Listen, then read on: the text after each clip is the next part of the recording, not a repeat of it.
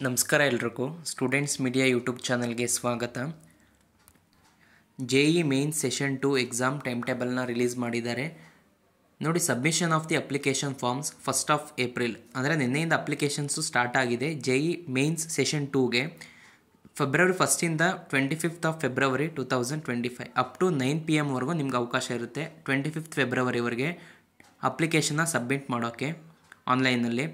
ಹಾಗೆ last date for the payment of the ಅಪ್ಲಿಕೇಶನ್ನು up to last ಡೇಟ್ವರೆಗೂ ಇರುತ್ತೆ, 25th ಫೆಬ್ರವರಿವರೆಗೆ 11:50 PM ವರೆಗೂ.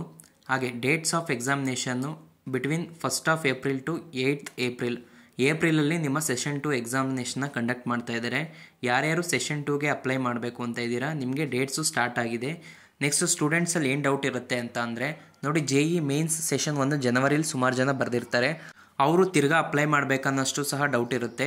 ನೋಡಿ, JEE ಎಕ್ಸಾಮ್ ಸೆಷನ್ 1 ಯಾರ್ಯಾರು ಬರೆದಿರ್ತೀರಾ ಅವರು ಎಕ್ಸಿಸ್ಟಿಂಗ್ ಕ್ಯಾಂಡಿಡೇಟಾಗಿ ನೀವು ರಿಜಿಸ್ಟರ್ ಮಾಡ್ಕೋಬೇಕಾಗತ್ತೆ.